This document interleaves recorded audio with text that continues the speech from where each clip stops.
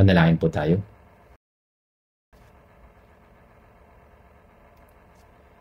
Ama naming Diyos na nasa langit, na sagana sa biyaya at pag-ibig, nagpapasalamat po kami sa iyo sa pagdadala sa amin ng sama-sama sa araw na ito upang dumalo sa Lord's Day, upang purihin ka at matuto ng higit pa ng iyong banal na mga salita. Pakiusap, samahan mo po kami sa lahat ng oras ngayon at tulungan mo po kami na pasiglahin ang aming mga kaluluwa sa pamamagitan ng iyong salita at gawin itong mahalagang oras upang pag-isipan kung para saan kami dapat mamuhay at kung paano kami dapat mamuhay sa iyo. Gayon din si Pastor Johan Ri ay nasa Japan para sa spring retreat. Naway hawakan mo po siya ng iyong mga banal na kamay at ingatan ng kanyang mabuting kalusugan upang mapatotohanan niya ang iyong salita ng may lakas. Inihiling po namin na ang Ebanghelyo ay mas aktibong mapatotohanan sa buong Japan at nawa ikaw ay makasama namin at tulungan kami sa lahat ng aming mga pagpapagal para sa misyon sa bansang ito at sa ibang bansa. Inihiling din po namin na magbangon ka ng mas maraming tapat na manggagawa sa Panginoong Hesus at gamitin mo kaming lahat upang matupad ang iyong labis na hangarin na ang iyong Ebanghelyo ay makapangyarihang mapatotohanan sa buong mundo. Umaasa po kami sa iyo na tutulungan mo kami mula sa pasimula hanggang sa wakas na mga gawain sa araw na ito. Idinadalangin namin ito sa pangalan ni Jesucristo na aming Panginoon at Tagapagligtas. Amen. Tingnan po natin sa Malakias chapter 3. Malakias chapter 3, verse 13 hanggang 18.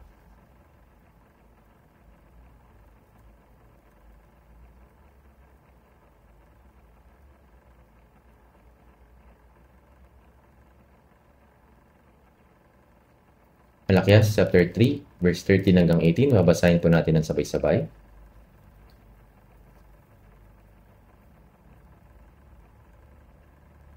Ang iyong mga salita ay naging marahas laban sa akin, sabi ng Panginoon. And may iyong sinasabi, paano kami nagsalita ng laban sa iyo? Inyong sinabi, walang kabuluhan na maglingkod sa Diyos. Ano ang aming pakinabang sa pagtupad namin sa kanyang utos o sa paglakad ng tulad sa may pananangis sa harap ng Panginoon ng mga akbo? Ngayoy, ating tinatawag na mapalad ng palalo. Hindi lamang umuunlad ang mga gumagawa ng masama, kundi kapag kanilang tinutokso ang Diyos, sila'y nakakatakas. Na magkagayoy, nag-usap silang mga natatakot sa Panginoon. Binigyang pansin sila ng Panginoon at pinakinggan. At ang isang aklat ng alaala ay sinulat sa harap niya para sa kanila na natakot sa Panginoon at nagpahalaga sa kanyang pangalan. Sila'y magiging akin, sabi ng Panginoon ng mga akbo, isang natatanging kayamanan sa araw na ako'y kumilos. Kahawaan ko sila na gaya ng isang tao na naaawa sa kanyang anak na naglilingkod sa kanya. At minsan pa ay maikilala ninyo ang pagkakaiba ng taong matuwid at ng masama, ng taong naglilingkod sa Diyos at ng hindi naglilingkod sa Kanya. Basahin din po natin sa chapter 4 verse 3. Malakias chapter 4 verse 3. Inyong yayapakan ang masasama sapagkat sila'y magiging abo sa ilalim ng mga talampakan ng iyong mga paa sa araw na aking inihahanda, sabi ng Panginoon na maakbo. At tingnan din po natin sa Malakias chapter 3 verse 6. Basahin din po natin ng sabay. Sapagkat akong Panginoon ay hindi nagbabago, kaya't kayo o mga anak ni Jacob ay hindi napapahamak. Hanggang dito po.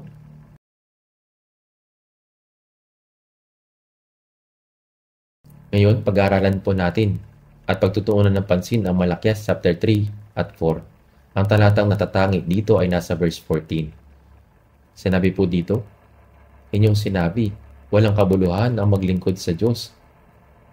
Ang bahaging ito, walang kabuluhan ang maglingkod sa Diyos. At sa verse 17, basahin din po natin, sila'y magiging akin, sabi ng Panginoon ng mga hukbo. Isang natatanging kayamanan sa araw na ako'y kumilos. Kaawaan ko sila na gaya ng isang tao na naaawa sa kanyang anak na naglilingkod sa kanya. Gayon din sa bahaging ito, naaawa sa kanyang anak na naglilingkod sa kanya ay sinasabi ang patungkol sa paglilingkod. Gayon din sa verse 18, at minsan pa ay maikilala ninyo ang pagkakaiba ng taong matuwid at ng masama at ng taong naglilingkod sa Diyos at nang hindi naglilingkod sa Kanya. Binanggit sa talatang ito na ang paglilingkod sa Diyos ay walang kabuluhan sa pamamagitan ng iba't ibang mga talata. Kaya ang pamagat ng sermon ngayon ay wala bang kabuluhan ang maglingkod sa Diyos? Kaya nang sinasabi sa verse 14. Kaya wala bang kabuluhan ang maglingkod sa Diyos? Pag-iisipan po natin ang tungkol dito na may ganitong pamagat. Sa Exodo, paulit-ulit na isinulat ang layunin ng Diyos sa pagpapalabas sa bansang Israel mula sa Ehipto upang paglingkuran nila ang Diyos. Gayun din, iniligtas niya tayo mula sa pagsamba sa mga Diyos-Diyosan at sa pagsamba sa mga bagay ng sanlibutan upang paglingkuran ang buhay na Diyos. Dahil ang Israel ay bayang pinili ng Diyos, siyempre dapat silang maglingkod sa Diyos. Gayunpaman, ang panahon ni Malakias ay isang napakasamang panahon. Kaya, maaring may mga tao nagsabing, walang kabuluhan na maglingkod sa Diyos. Gayunpaman, hindi nagbabago ang Diyos.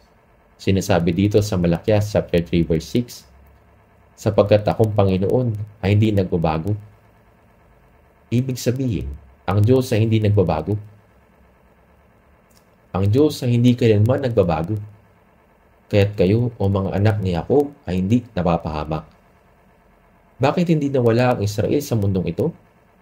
Nangako ang Diyos na kung sila ay susuway, ay magkakaroon din ng kaparusahan para sa kanilang pagsuway. Gayunpaman, sila ay panunumbalikin pagkatapos ng panahon ng kaparusahan at ipinangako ng Diyos na ang mga Israelita ay hindi maglalaho sa mundong ito. Kaya, Israel, alam kong hindi ka nakikinig sa akin. Ngunit alam mo ba kung bakit hindi ka maglalaho sa lupa? Sapagkat ako, Panginoon, ay hindi nagbabago. Ito ay dahil hindi nagbabago ang Diyos. At dahil hindi nagbabago ang Diyos ay palaging tinutupad ng kanyang mga pangako. Ang mundo ay malaki na ang pinagbago. Subalit, ang Diyos ay hindi nagbabago. Nalalaman ng Diyos ang lahat ng mga bagay. Siya ay nasa lahat ng dako at kailanman ay hindi nagbabago. Ang mundo ay nagbabago at ang mga tao ay nagiging higit at higit pang masasama. Ngunit, may mga bagay na hindi nagbabago. Ang Diyos ay hindi kailanman nagbago at ang Biblia kailanman ay hindi nagbago. At ang pangunahing katangian ng tao ay hindi rin nagbago. Sinabi sa Hebreo chapter 13 verse 8, si Hesukristo ay siya rin kahapon, ngayon at magpakailanman. Kaya, ang Diyos ng lumang tipan ay ang Diyos ng bagong tipan. Kung patuloy ninyong binabasa ang lumang tipan, ang mapapalad ay ang mga naglilingkod sa Diyos anuman ang mangyari. Ito ay pareho rin sa bagong tipan. Bakit po? Dahil hindi nagbabago ang Diyos. Gayon din ang Biblia. Kaya naman ang paglilingkod sa Diyos ng maayos o hindi ay ang pinakamabigat at mahalagang usapin sa bawat buhay.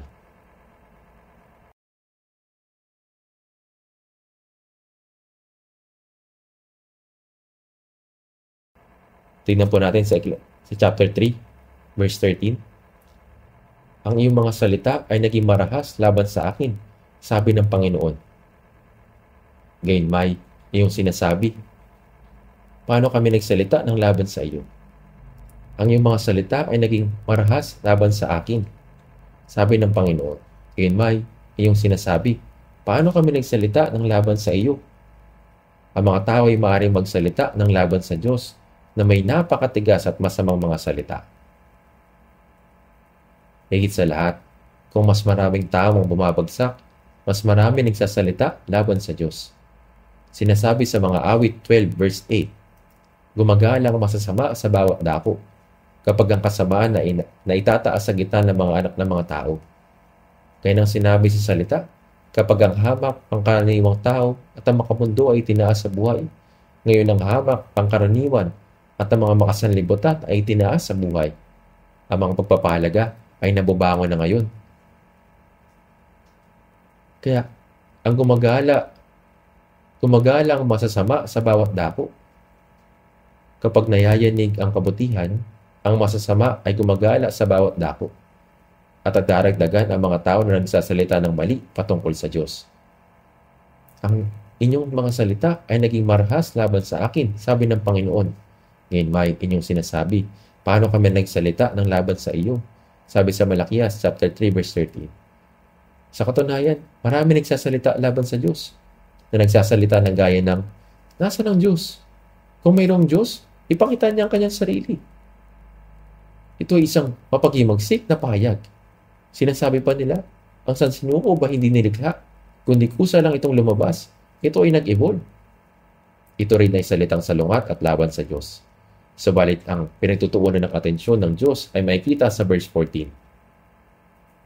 Sabi po dito sa verse 14, iyong sinabi, walang kabuluhan ang maglingkod sa Diyos. Ito ay salita laban sa Diyos. Ang pagkasabing walang kabuluhan ang maglingkod sa Diyos ay ang pagsasalita laban sa Diyos.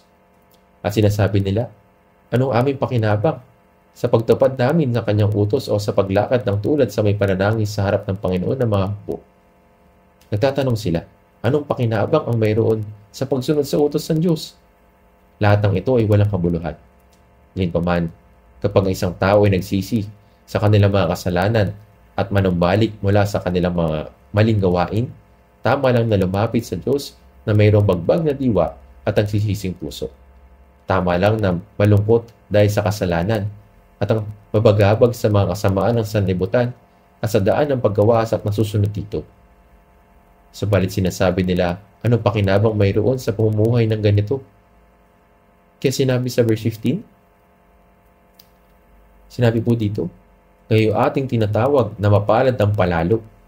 Hindi lamang umuunlad ang mga gumagawa ng masama, kundi kapag kanilang tinutokso ang Diyos, sila'y nakakatakas. Sinabi sa Malakias chapter 3 verse 15. At ipinapahayag nila na ang paglilingkod sa Diyos ay walang kabuluhan. Ano ang bagay sa mundo na hindi magiging walang kabuluhan? Ito ang maglingkod sa Diyos. Ang paglilingkod sa Diyos ang pinakamakabuluhan at pinakamahalagang bagay na dapat gawin. Subalit, kapag mayroong nagsasabi, walang kabuluhan na maglingkod sa Diyos, ito ang pinakamapagmatigas at papaghamong pahayag na magagawa ng tao. Ito ay isang bagay na tunay nakakatakot sabihin. Walang kabuluhan ang maglingkod sa Diyos. Ano pakinabang meron dito? Ito po yung sinasabi nila. Ngayon tignan po natin sa aklat ng Ecclesiastes chapter 1. Ecclesiastes chapter 1 verse 2 hanggang 3.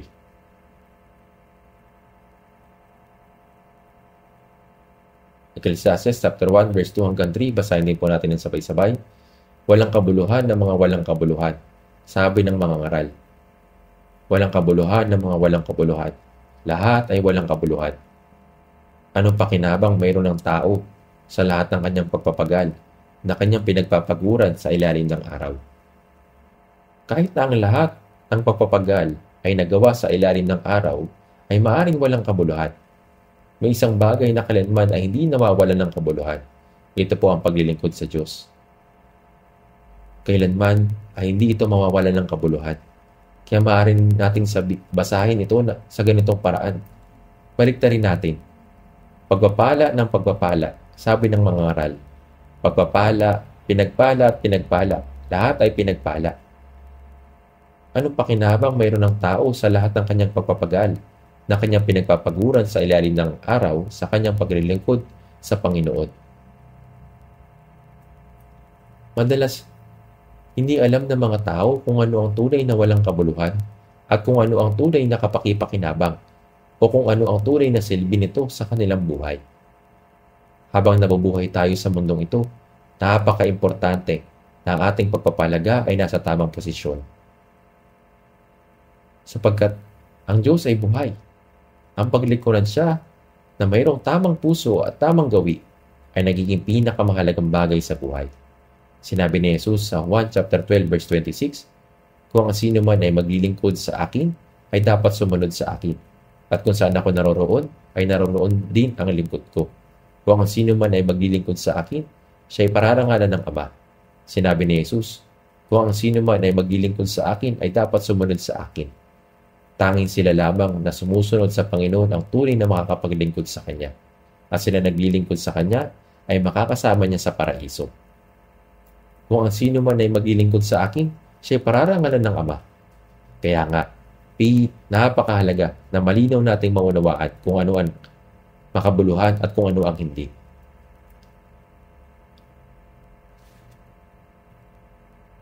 Tingnan po natin sa Ecclesiastes chapter 6. Ecclesiastes chapter 6 verse 11.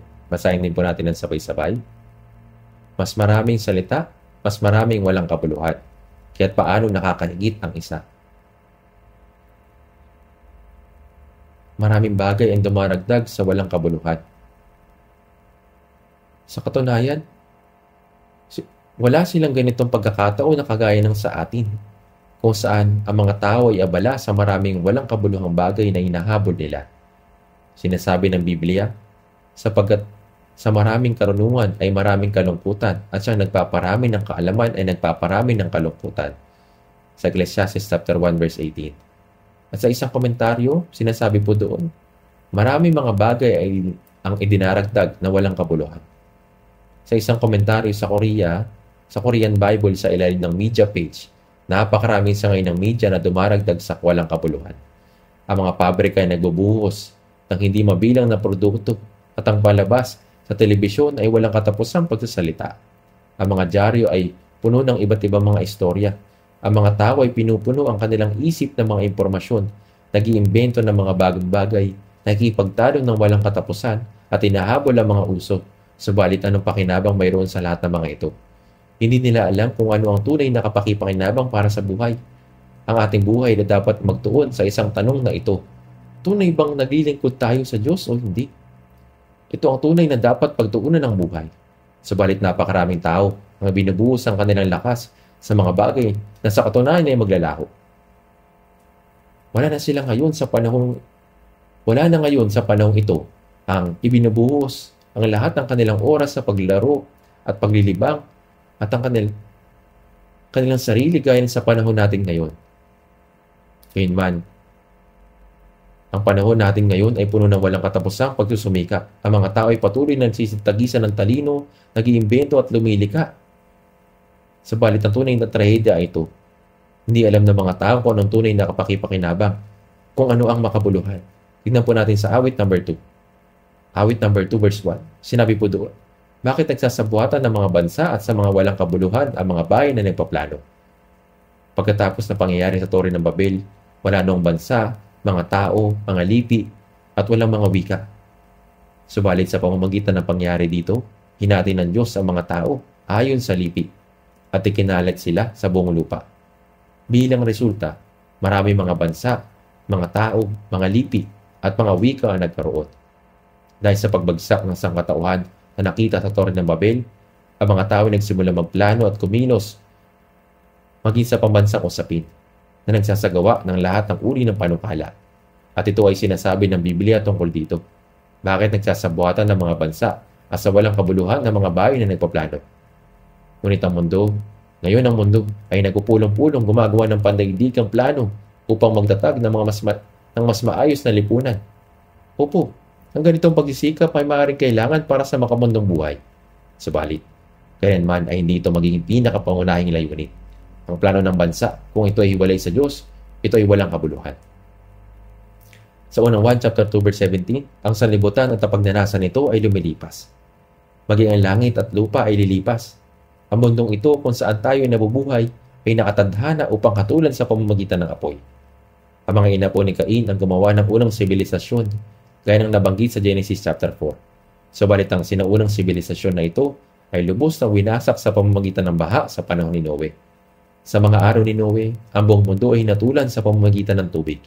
Subalit sa hinaharap, ang buong mundo ay hahatulan sa pamamagitan ng apoy, gaya ng sinasabi sa Biblia. Ang sanlibutan at napagnanasan nito ay lumilipas. At gaya ng sinabi ni Jesus, ang langit at ang lupa ay lilipas. Sinabi sa Apocalypse chapter 21 verse 1, at nakita akong isang bagong langit at isang bagong lupa, sapagkat ang unang langit at ang unang lupa ay lumipas na, at ang dagat ay wala na. Ang mundo ay nakikita natin ngayon ay isang mundo na tiyak na lilipas. Kaya habang maganda pang mamuhay ng may sigasig at katapatan, ang pinakamahalaga sa lahat ay kung tayo ba ay patungo sa tamang direksyon. Ako ba ay tunay naglilingkod sa Diyos?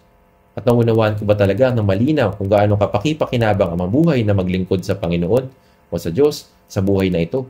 Dapat tayo magkaroon ng matibay na pagpapasya tungkol dito. Ang paglilingkod sa Diyos ang pinaka kapaki-pakinabang at makabuluhan dapat hangarin sa buong buhay. Buksan po natin sa awit 39, sa verse 4 hanggang 7. Panginoon, ipaalam mo sa akin ang aking katapusan at kung ano ang sukat ng aking mga araw. Ipaalam sa akin kung gaano kadaling lumipas ang buhay. Narito, ang aking mga araw ay ginawa mong iilang mga dangkal at sa paningin mo'y tulad sa wala ang aking buhay. Tunay na sa bawat tao'y nakatayong gaya ng isang hininga lamang. Tunay na ang tao ay lumalakad na gaya ng anino. Tunay na sila nagkakagulo ng walang kabuluhan. Ang tao ay nagbubunton at hindi nalalaman kung sino nang magtitipon. At ngayon, Panginoon, sa ano pa ako maghihintay? Ang aking pag-aasa ay nasa iyo. Awit 39 verse 4 hanggang 7. Kaya nang sinabi dito, ang buhay ng tao ay napaikli lamang. Kahit sabihin pa ng iba, ngayon ay maayos na ako, ang ganda ng buhay. Paging ito ay walang kabuluhan.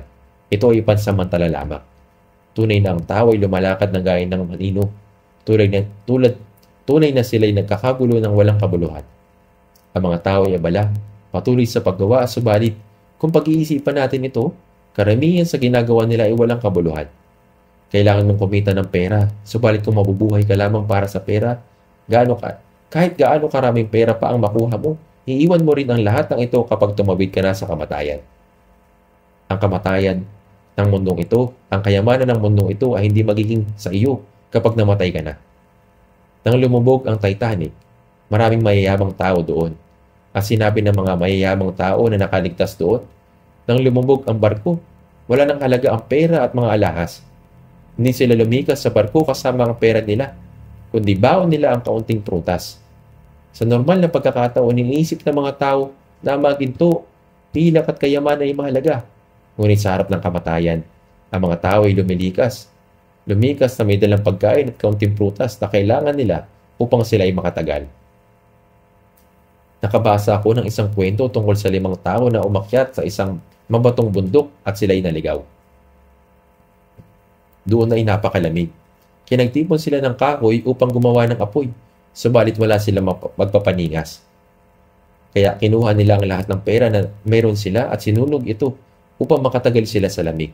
At sinabi nila, ang pera ay isa lamang bagay na pwedeng gamitin magpaningas ng apoy upang iligtas ang buhay ng tao. Tama po ba? Iniisip ng mga tao ang patungkol sa pera. Ngunit sa harapan ng buhay, ito ay hindi higit kaysa isang posporo. Ang mga tao ngayon ay nagsasaliksik ng lahat ng uri ng mga bagay at lumilikha ng maraming bagay, ngunit napakaraming mga kaso na ang lahat ay walang kabuluhan. Tunay na ang bawat tao ay lumalakad na gaya ng anino. Tunay na sila ay nagkakagulo ng walang kabuluhan. Ang tao ay nagbubunton at hindi nalalaman kung sino magtitipon. At ngayon, Panginoon, saan pa ako maghihintay? Ang aking pag-asa ay nasa iyo. Awit 39, verse 6 hanggang 7. May aklat na tinatawag na langgam na isinulat ni Mang Kwang-su. Kung titignan ninyo ito, ang isang tao ay nagsasanay ng isang langgam at matapos ng 7 taong pagsasanay, pinapasayaw niya ito ayon sa kanyang mga utos. Matapos ang 7 taong paghihirap, sa wakas ay nasanay niya ito. Kaya naisip niya na kung pupunta siya sa isang kumpanya ng pahayagan at i-advertise ito ay sisika. Kaya inilagay niya ang sinanay na langgam sa isang kahon ng posporo. At sa daan patungo sa kumpanya ng pahayagan, huminto siya sa isang restaurant para kumain at gusto niya magpakitang gilas sa empleyado. Kaya binuksan niya ang kahon ng posporo at sinabi sa empleyado, "Tignan mo ito, langgam." At ang empleyado ay dumating na sinabi, "Oh, pasensya na." At tinirit siya ito ng kanyang kuko. Ipinapakita nito na ang 7 taong pagsusumikap ay nawawala sa magdamag. Kaya, ang pinaghirapan natin ay maaring mawala sa isang iglap. Kaya ang mabuhay ng abala, ito ay kailangan ng mga tao. Ngunit, kailangan natin magkaroon ng malinaw na layunin kung bakit tayo nabubuhay. Dapat natin isaalang-alang kung tayo ay nagtatrabaho para sa mga bagay na susunog at mawawala. Tingnan po natin sa Habakuk chapter 2. Habakuk chapter 2 verse 13.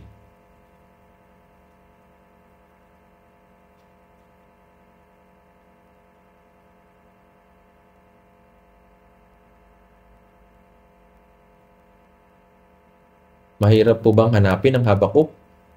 Maring iniisip ni Habakuk, ang mga taong ito ay hindi pamilyar sa kasulatan na tatanggap ko mula sa Diyos. Tila na hindi nila madalas binabasa ng mabuti ang aking isinulat. Habakuk chapter 2 verse 13.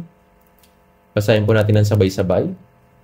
Hindi ba mula sa Panginoon ang mga hukbo na ang mga tao ay gumagawa lamang para sa apoy at ang mga bansa ay nagpapakapagod sa walang kabuluhan?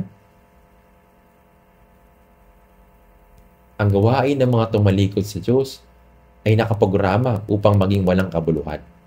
Kaya, kung titignan ninyo po ito, ang mga tao ay gumagawa lamang para sa apoy. Ano ang layunin ng pagpapagod ng mga bansa? Lahat ng bagay ay tutupukin ng apoy. At ang mga bansa ay nagpapakapagod sa walang kabuluhan.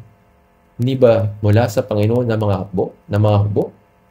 Kaya, ang lahat ng mga bagay na pinaghirapan ng mga bansa ay walang kabuluhan at susunugin sa apoy.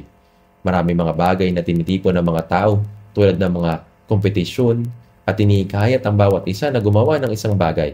Ngunit sa huli, marami sa mga bagay na iyon ay walang kabuluhan.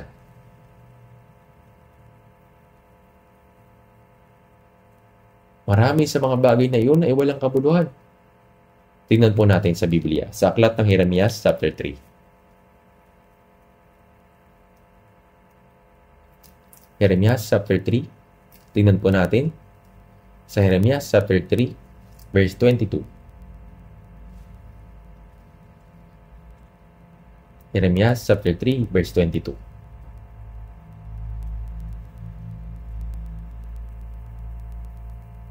Basahin din po natin ng sabay-sabay. Manumbalik kayo o taksil ng mga anak. Pagagalingin ko ang iyong kataksilan. Narito, kami ay lumalapit sa iyo, sapagkat ikaw ang Panginoon naming Diyos. Tunay na ang mga burol ay kahibangan, ang mga lasingan sa mga bundok. Tunay na nasa Panginoon naming Diyos ang kaligtasan ng Israel.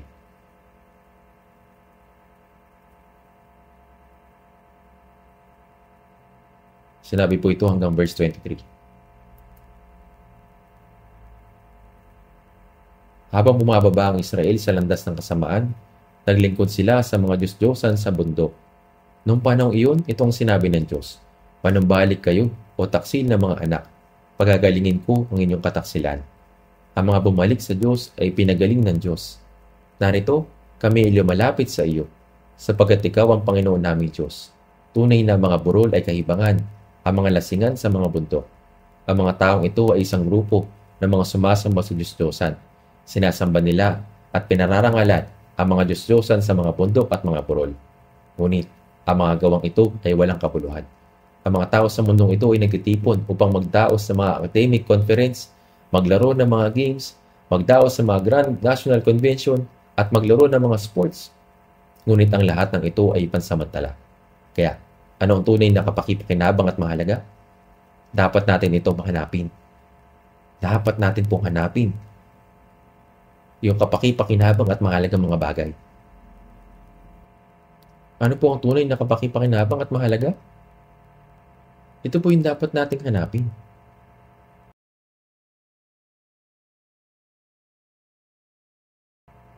Malakyas chapter 3 verse 14. Balikan po natin, Malakyas chapter 3 verse 14.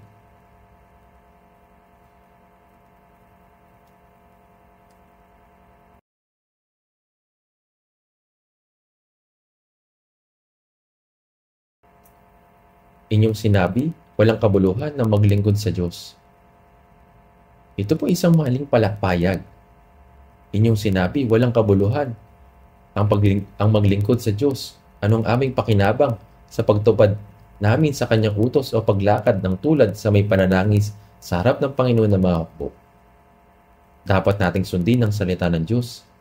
Ang kautosan ng Diyos ay napakalinaw. Kaya dapat nating sundin ang mga ito. Kaya, anong pakinabang ang naidudulot nito sa atin sa pagsunod sa mga utos ng Diyos? O sa paglakad ng tulad sa may pananangis sa harap ng Panginoon ng mga hukbo? Ito po ang sagot. Ano ang aming pakinabang sa pagtupad namin sa kanyang utos o sa paglakad ng tulad sa may pananangis sa harap ng Panginoon ng mga hukbo? Ito ay kapakipakinabang at mabuti na tapat na magsisi sa iyong mga kasalanan at makaramdam ng kalungkutan sa kasamaan ng mundong ito na iniisip, paano ko sila maaakay sa kandungan ng Panginoon? Paano naman si Lot na nabuhay sa panahon ng Sodoma at Gomora? Sapagkat ang matuwid na taong ito ay nabuhay na kasama nila araw-araw, ay lubhang nabagabag ang matuwid na kaluluwa dahil sa kanilang masasamang gawa na kanyang nakita at narinig. Sinasabi ng Biblia na si Lot ay matuwid. Iniligtas ng Diyos si Lot. Sa aklat ng Ezekiel, hindi ba nakasulat sa Biblia na ang mga nakakakita ng kasamaan ng Israel at iniiyakan ay dapat lagyan ng tanda sa noob? Ang may mga pusong nalulungkot at nagsasabing ang mundo ay hindi dapat pumunta sa ganitong paraan. Ang mga nananaghoy tungkol dito ay lalagyan ng tanda sa noo. Kaya ang pagsunod sa utos na iyon, gawin iyon ng may kalungkutan ay tunay na kapakipakinabang. Alam niyo po ba kung ano ang sinabi ng Diyos? Sinabi ni Jesus na utos ng Diyos? Sinabi niya ang utos ng Diyos ay magkaroon ng buhay na walang hanggan. Ito ay nasa Juan chapter 12 verse 49 hanggang 50.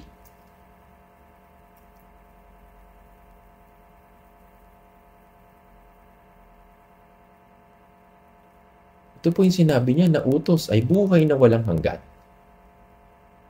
Magkaroon ng buhay na walang hanggan. Tingnan po natin. 1 chapter 12 verse 49 hanggang 50.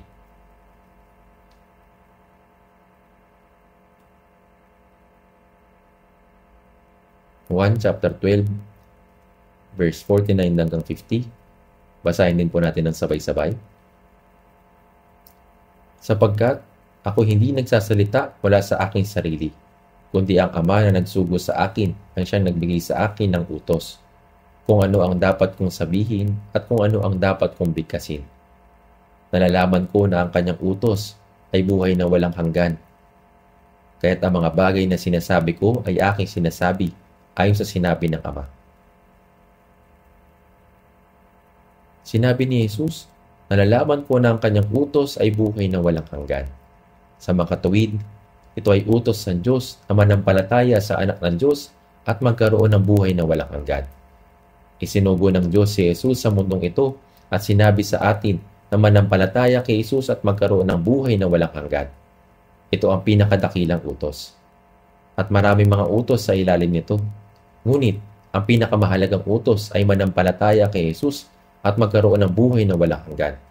Ito ang kalooban ng Diyos at utos. Tingnan natin muli sa Malakias chapter 3. Sa verse 14, may dahilan kung bakit iniisip niya na ang paglilingkod sa Diyos ay walang kabuluhan at ang pagsunod sa mga utos ng Diyos at pagiging malungkot ay hindi kapakipakinabang. Nakalagay po ito sa verse 15. Ngayoy. Sinabi po dito, may mga pagkakataon na maraming tao ang naglilingkod sa Diyos at nananaig ang katarungan. Ngunit kapag ang mundo ay naging masama, ang sitwasyon ay ganap na nababaliktad. At ang panahon kung saan si Malakias ay aktibo ay panahon ng kasamaan kagaya ng sa panahon natin ngayon. Kaya sa verse 15, sabi po doon, ngayon ating tinatawag na mapalad ang palalo. Ngayon ating tinatawag ang mapalad ang palalo. Ang mapagpakumbaba ay dapat pagpalain. At dapat silang maging maayos. Sabi sa verse 15, ngayon ating tinatawag na mapalad ang palalo. Ngayon ating tinatawag na mapalad ang palalo. Ang mapagpakumbaba ay dapat pagpalain at dapat silang maging maayos. Ngunit ang mapalad ay ang palalo. Mukhang maganda na ang mga mayroon sarili nilang idea at may sarili nilang public relation at niisip nila na sila ang makakagawa nito. Sa Malakias chapter 3 verse 15, umuunlad ang mga gumagawa ng masama. Ang mga tapat at gumagawa ng mabuti ay hindi nagiging mabuti. Mukhang lalong nagiging mabuti ang masasama. Bagaman iniisip nila na dapat silang maparusahan kung may Diyos, ngunit sila ay nagiging maayos. Sinabi pa dito, kundi kapag kanilang tinutokso ang Diyos, sila ay nakakatakas. Ang mga lumayo sa Diyos at gumawa ng masama sa Diyos at lahat ng mga nabuhay kay Satanas ay naging maayos. Kaya naman, maring may mag-isip na Kahit na naglilingkod ako sa Diyos, ano ang bumubuti sa akin ngayon? Kaya ang paglilingkod sa Diyos ay pagsasaya. May ilang mga tao ang maaaring magsabi ng ganito. Kaya, may kasaganaan ng kasamaan at pagdurusa ng matuwid. Kapag nakita natin ito, maaari tayo magduda patungkol sa paglilingkod sa Diyos. Bagaman pinaglilingkuran ko ang Diyos ng mabuti at nabubuhay para sa Diyos, ang buhay ko ay mahirap. Ngunit ang mga lumayo sa Diyos ay nabubuhay sa magandang bahay at mas nagiging mayaman sila. At sila ay pinaglilingkuran ng mga lalaki. Ngunit, ako ay naligtas at naglilingkod sa Kanya. Ngunit kung titignan ko ang aking buhay, walang mabuting sitwasyon. Ano ang pakinabang sa akin ng paglilingkod sa Diyos? Ako'y nabubuhay sa utos ng Diyos at nabubuhay na may pagsisising puso. Ngunit ano ang pakinabang sa akin?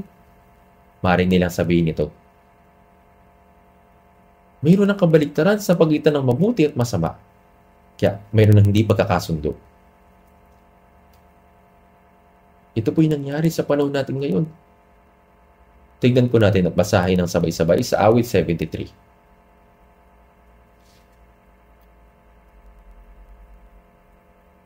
Awit 73, verse 1.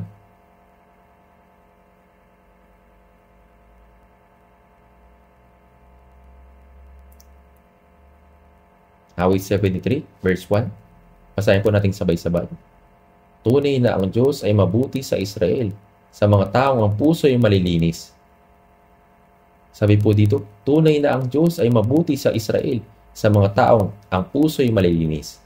Dapat nating pangawakan palagi na ang Diyos ay Diyos. Tunay na ang Diyos ay mabuti sa Israel, sa mga taong ang puso ay malilinis. Ito ang katotohanan, ngunit kabaligtaran ang nakikita natin, kaya mayroong hindi pagkakasundo. Sa verse 2, mayroong hindi pagkakasundo sa verse 2. Ang verse 1 ay tiyak na totoo. Sa mga awit 73, verse 2 hanggang 3. Ngunit, tungkol sa akin, ang mga paa ko'y halos natisod, ang mga hakbang ko'y muntik ng madulas. Sapagkat ako'y nainggit sa palalo, aking nakita ang kinawahan ng masama. Mabuti, hindi tumingin ng maigi, ngunit tinitignan ko itong maigi. Sapagkat ako'y naiinggit sa palalo, aking nakita ang kinawahan ng masama. Pinagmamasdan kong maigi ang masasama. Tingnan po natin sa verse 4. Sa verse 4, awit 73 verse 4. Sapagkat walang mga hapdi ang kanilang kamatayan, at ang kanilang katawan ay matataba. Pumunta ako upang tingnan kung paano mamamatay ang masasama, at payapa silang namamatay. Sa verse 4, at ang kanilang katawan ay matataba. Kahit na siya ay masama, siya ay malakas. Sa verse 5, sila ay wala sa kaguluhan na gaya ng ibang mga tao. Hindi sila nagdurusa na gaya ng ibang mga tao. Iniisip niya na ang masasama ay dapat mamatay dahil sa kanilang kasalanan, ngunit walang pagdurusa at kapahamakan. Sa verse 6, kaya't ang kanilang kwintas ay kapalaluan. Ang karahasan ay tumatakip sa kanila bilang bisan. Sa verse na ito, naisip niya na sila ay mayabak. Ang kanilang kwintas ay kapalaluan. Ang kwintas ay nakikita. Tama po ba? Na makita niya ang mga ito, madali niya napansin na sila ay mapagmataas. Ang karahasan ay tumatakip sa kanila bilang bisa. Ang damit ay nakikita rin. Madali din niyang napapansin na sila ay mararahas. Sabi sa verse 7, ang kanilang mga mata ay lumuluwa sa katabaan at ang kanilang mga puso ay umaapaw sa kahangalan. Kumakain sila ng maraming pagkain, kaya ang kanilang mga mata ay lumuluwa sa katabaan. Sabi sa verse 7, ang kanilang puso ay umaapaw sa kahangalan. Sa verse 8, sila naglilibak at nagsasalita ng may kasamaan. Sila nagsasalita mula sa kaitaasan. Kaya nagsasalita sila ng kasamaan at nagsasalita ng may kayabangan. Sabi sa verse 9, kanilang inilagay ang kanilang mga bibig sa mga langit at ang kanilang dila ay nagpapagala-gala sa ibabaw ng lupa. Nagsasalita sila ng masasamang bagay patungkol sa Diyos at sa ibang tao, ngunit sila ay mabuti pa rin.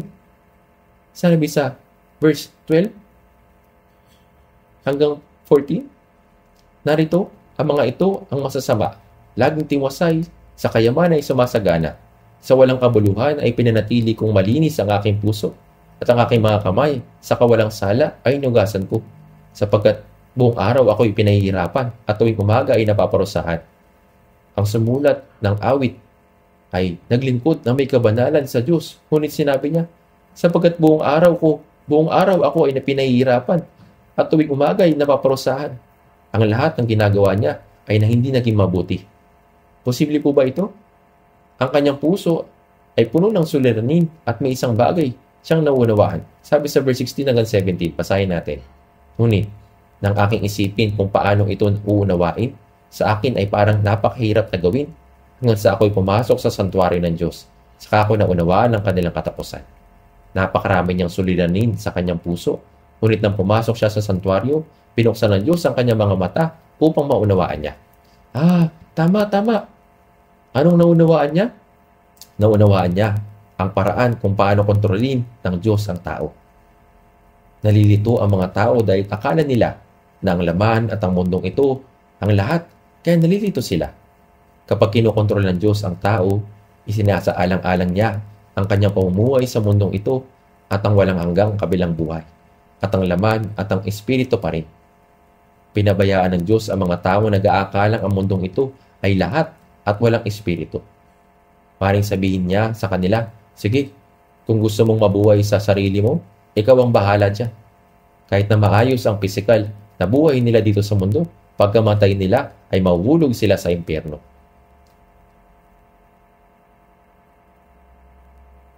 Tingnan po natin sa verse 18 hanggang 19. Awit 73, verse 18 hanggang 19. Tunay na sa madudulas na dako sila iyong inilalagay, yung ibinabagsak sila sa kapahamakan. Gaya na lamang ng pagkawasak nila sa isang iglap, tinatangay na lubusan ng mga sindak. Ipinakita ito ng Panginoon ng maaga. Itinuro niya na pagkatapos ng kamatayan ay mapupunta sila sa madudulas na dako, ang impyerno. Tinatangay ng lubusan ng mga sindak. Pagkatapos silang mabuhay ng may kasaganaan, mamamatay sila at magugulat sila. Dahil pagkatapos lumampas sa kamatayan, makita nila ang kabilang buhay. Magugulat sila kapag nalaman nilang may buhay na walang hanggan pagkatapos ng kamatayan. At kapag nakita nilang nahuhulog sila sa impyerno sa pamamagitan ng paghahatol sa Diyos, gaano ito nila ikagugulat? Basahin natin sa verse 20. Sila'y gaya ng panaginip kapag nagigising ang isang tao. Sa pagkagising, ang kanilang larawan ay hinahamak mo. Naunawaan ng manunulat ng mga awit na ang buhay ng tao ay 70 taon at 80 taon ay parang panaginip at ang kanilang hanggang at ang walang hanggang realidad ay ang sandaling lumampas tayo sa kamatayan. Kapag ang mga tao ay lumampas sa kamatayan, ang kanilang kapalaran ay may hiwalay magpakailanman. Ngunit kung minsan, ang mga panaginip ay kabaliktaran. Sa pagkagising, ang kanilang larawan ay hinahamak mo. Sa verse 24 hanggang 25, sa iyong payo, ako iyong pinapatnubayan. At pagkatapos ay tatanggapin mo ako sa kalawalatian. Anong mayroon ako sa langit kundi ikaw? At liban sa iyo, wala akong anumang ninanasa sa lupa. Sa iyong payo, ako iyong pinapatnubayan kapag nabubuhay ako. Ang mga taong naligtas ay nasa ilalim ng pagtuturo ng aral ng Panginoon. Kung may mag-e-enroll sa kolehiyo, nakatali siya sa 4 na taong kurikulum. Kung may pumapasok sa army, mas nagdurusa siya kaysa ibang tao. Nasa ilalim sila ng programang iyon. Sasali sila sa programa, di ba? Ang mga taong naligtas ay parang mga sundalo nagsasanay mula nang maligtas sila hanggang sa tumayo sila sa harapan ng Panginoon. Sa iyong payo, ako yung pinapatnubayan. Kaya, ang mga Kristiyano ay sinasanay ng Panginoon sa mundong ito. Maaari niya tayong pahirapan at iligtas tayo sa mga kahirapan. Napagtanto niya na siya ay sinasanay sa iba't ibang paraan. Kaya, sa iyong payo ako iyong pinapatnubayan at pagkatapos ay tatanggapin mo ako sa kalawalatian. Anong mayroon ako sa langit kundi ikaw? At liban sa iyo wala akong anumang ninanasa sa lupa. Ano ang naunawaan ng mga awit? Mayroong walang hanggan sa kabilang buhay. Malinaw niyang naunawaan na ang buhay na ito ay parang panaginip at sinasaalang-alang ng Diyos ang walang hanggang kasalukuyang buhay at ang walang hanggang kabilang buhay kapag nakikitungo siya sa mga tao at namamahala sa lahat ng bagay. Kaya nga, sinabi niya na ang masasama ay maaaring umunlad sa maikling panahon sa mundong ito. Sa ating panahon, mayroong prosperity theology o prosperity gospel na sinasabing, kung maniniwala ka kay Jesus, kikita ka ng maraming pera at magiging maunlad ng walang kondisyon. May isang aklat na pinamagatang, I am doing well. Ngunit si Apostol Pablo ba ay doing well? Ang halimbawa ng mga nagdusa ng gusto pagkatapos matanggap ang kaligtasan ay si Apostol Pablo. Maring palaksin siya ng Panginoon sa pisikal na paraan, ngunit maaari din niyang gawin itong mahirap at masakit na ang layunin ay upang sanayin siya. Kaya, ito po yung ginagawa ng Diyos.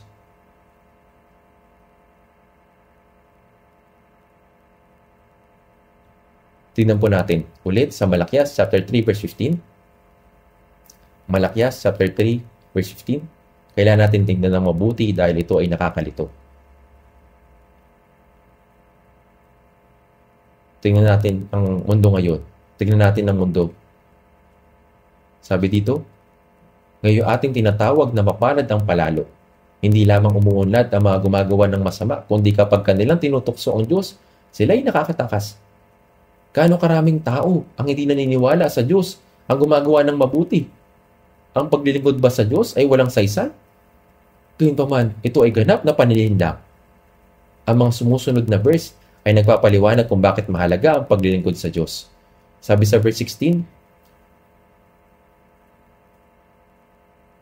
na magkagayoy. Sabi po dito sa verse 16, na magkagayoy, ang ibig sabihin ng sa panahong iyon ay ang panahong pinagpala ang mga palalo, ang mga manggagawa ng kasamaan ay umayaman, at ang mga sumubok at tumalikod sa Diyos ay umunlad at mabuti ang kalagayan. Kahit na noon pa man ay mga natatakot, kahit na noon pa man ay may mga natatakot sa Diyos. Subalit kakaunti lamang sila. Sinabi sa verse 16, nag-usap silang mga natatakot sa Panginoon. Sa buong kasaysayan, palaging may mga tao natatakot sa Diyos. Talaga bang natatakot ako sa Diyos? Kung gayon, paano ako natatakot sa Kanya? Sa Exodus chapter 1, sinabi ng Faraon ng Ehipto, tinawag niya sina Sifra at Puwa at inutusan nilang patayin ang lahat ng mga lalaking sanggol na Israelita na ipapanganak. Hindi pinatay ni Sifra at Puwa ang mga sanggol ng Israel, ang mga Israelita dahil sa takot ng Diyos, dahil sa takot nila sa Diyos. Kaya sinabi ng hari, bakit hindi mo sila pinatay? Kaya sinabi nila, gaya ng alam mo, ang mga babaeng Israelita ay mas malakas kaysa sa mga babaeng Ehipsyo. Kaya, kapag darating kami upang magpaanak bilang mga hilot, ang mga babae nakapanganak na. Kaya, hindi namin sila mapatay. Dahil, nagdahilan sila ng ganito. Kalahati nito ay totoo. Kaya sinabi ng Biblia na ang mga taga-Ehipsyong ito, dahil ang mga hilot ay natakot sa Diyos, kanyang binigyan sila ng mga sambahayan. Ganito ang sinasabi. At anong ibig sabihin ng salitang takot? Ang Faraon na hari ng Ehipto ay isang banal na nilalang at ang Diyos ay itinaas sa ibabaw ng Faraon, ang hari ng Ehipto. Sinabi ng Biblia, siya'y may takot sa Diyos. Takot sa Diyos. Ibig sabihin, ang pagkatakot at pagpupuri sa Diyos ang higit sa lahat sa mundong ito ay ang pagkatakot sa Diyos. Ang ilang mga tao ay hindi natatakot sa Diyos, pero natatakot sila sa CEO. Natatakot ka ba sa Diyos o sa CEO? Pero nakikinig kang mabuti sa CEO, pero hindi ka nakikinig sa Diyos. Kaya, talaga bang higit ako natatakot at nagpupuri sa Diyos? Kung ikaw ay higit na natatakot at nagpupuri sa Diyos, yun ang pagkatakot sa Diyos. Kaya din, ang ibig sabihin ng pagkatakot sa Diyos, sa Genesis chapter 22, sinabi ng Diyos kay Abraham na ihandog ang kanyang kaisa-isang anak na si Isaac. Ihandog mo siya sa bundok ng Moria. At kanyang sinabi, kunin mo ngayon ang iyong anak, ang iyong kaisa-isang anak na si Isaac, na iyong minamahal, at pumunta ka sa lupain ng Moria. Iaalay mo siya bilang handog na susunugin sa itaas ng isa sa mga bundok na aking sasabihin sa iyo. Ito po yung inutos niya kay Abraham. Iaalay mo ang iyong kaisa-isang anak, na iyong minamahal at pumunta ka sa lupain ng Moria. Iaalay mo siya bilang handog na susunugin sa itaas ng isa sa mga bundok na aking sasabihin sa iyo. Kaya't kinuha niya si Isaac ng maaga at pumunta sa bundok ng Moria. 3 araw siyang naglakbay at iginapos ang kanyang anak at talagang gusto niyang patayin.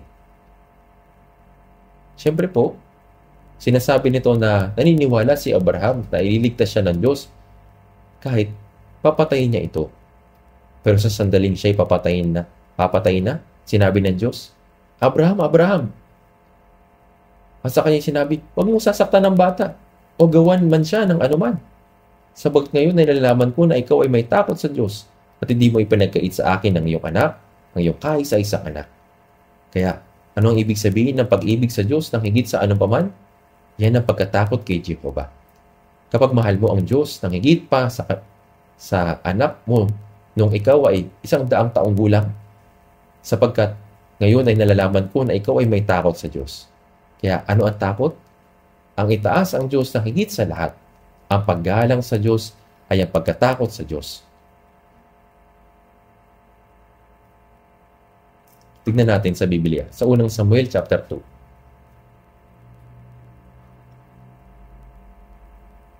Sa unang Samuel chapter 2 verse 29. Babasahin po natin verse 29 hanggang 30. Unang Samuel chapter 2 verse 29 hanggang 30.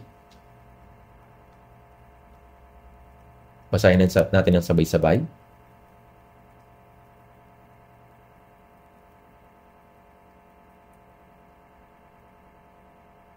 Bakit niyuyurakan ninyo ang aking mga alay at ang aking handog na aking iniutos? At iyong pinararangalan ang iyong mga anak ng higit kaysa akin, upang kayo'y magpakataba sa mga pinakapiling bahagi sa bawat handog ng Israel na aking bayan. Kaya't ipinahayag ng Panginoong Diyos ng Israel, aking ipinangako na ang iyong sambahayan at ang sambahayan ng iyong ama ay lalakad sa harapan ko magpakailanman. Sabay-sabay nating basahin ang kasunod sa verse 30. Ngunit ipinahayag ngayon ng Panginoon, malayo sa akin, sapagkat ang mga nagpaparangal sa akin ay aking pararangalan, at ang mga humahamak sa akin ay mawawalan ng kabuluhan.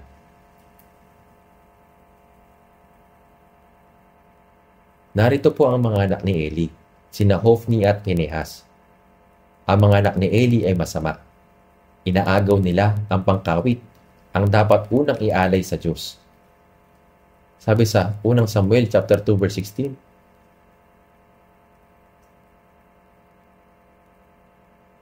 kung sasabihin ng lalaki sa kanya, tingnan po natin, verse 16. Susunugin muna nila ang taba at saka kakamuha ng gusto mo. Ay sasabihin niya, hindi, dapat mong ibigay na ngayon. At kung hindi, ay kukunin ko ng sapilitan. Inagaw niya ang dapat na ihandog muna sa Diyos. Iyan ay paghamak sa Diyos. Kinausap din niya si Eli na pari. Sabi niya, bakit mo pinararangalan ang iyong mga anak ng higit kaysa akin? Sapagkat ang mga nagpaparangal sa akin ay aking pararangalan, at ang mga umahamak sa akin ay mawawalan ng kabuluhan. Kaya, una, kapag inuna ang Diyos, yun ay paggalang sa Diyos. Kapag kumakain, kung may matanda sa harap mo, ang paghihintay hanggang sa unang kunin ng matanda ang kanyang kutsara ay paggalang. Kung basta-basta ka na lamang muna kakain, kahit na may matanda sa harapan mo, yun ay hindi pagpansin sa matatanda. Di po ba? Bukod dito, kung hindi natin uunahin ng Diyos, yun ay ang paghamak sa Diyos.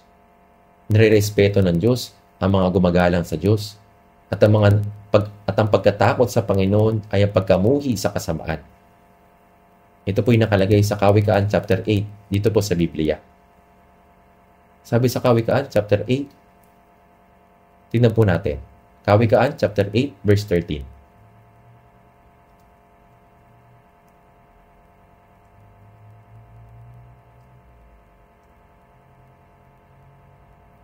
Kawikaan chapter 8 verse 13. Babasahin din po natin ito ng sabay-sabay. Ang takot sa Panginoon ay pagkamuhi sa kasamaan, ang kapaluluan, kahamugan, landas ng kasamaan at ang masasamang pananalita ay aking hinasusuklaman. Ang pagkatakot sa Panginoon ay pagkamuhi sa kasamaan, pero kinasusuklaman ko ang pagmamataas, at ang pagmamataas ay malayo sa pagkatakot sa Diyos. Napupuot ako sa kahamugan, landas ng kasamaan at ang mga masasamang pananalita. Kaya, Kung nagsasalita ka lamang ng walang ingat, gumagawa ng mga kasalanan gamit ang iyong katawan at nagyayabang, palalo at hindi lumalakad sa landas ng kapakumbabaan, kung gayon, iyon ay hindi pagkatakot sa Diyos. Kaya, ang takot sa Panginoon ay pagkamuhi sa kasamaan. Kaya, kahit noong panahon ni Malakias, may mga natatakot sa Panginoon. Noong panahon iyon, may mga taong may takot sa Diyos nang higit kaysa mga hari at emperador at minamahal ang Diyos nang higit sa lahat. At tunay na iginagalang ang Diyos at sinusubukang mahiwalay mula sa makasamaan at kumikilos na may tunay na kapakumabaang puso. Tunay na mapagpakumabang puso. Gayon din ngayon, muli nating tignan. Gaano man kasama ang mundong ito, may mga taong mahigpit na kumakapit sa Diyos. Gaano man kasama ang mundong ito, may mga taong mahigpit na kumakapit sa Diyos. Sabi sa Malakias chapter 3 verse 16.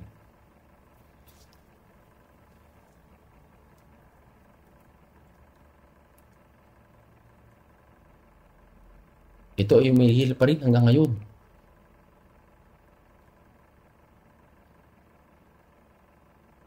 Silang mga natatakot sa Panginoon. Nag-uusap silang mga natatakot sa Panginoon. Sa panahon ng bagong tipan, kung sino ang tunay na natatakot sa Panginoon. Ayon sa Isaías chapter 11 verse 2, ang Panginoon, ang Espiritu ng Panginoon sa makatuwid, ang Espiritu Santo, ay ang Espiritu ng pagkatakot sa Panginoon. Kapag ang isang tao ay naligtas, kapag ang kanilang mga kasalanan ay pinatawad, ang banal na Espiritu ay darating upang manirahan sa loob nila.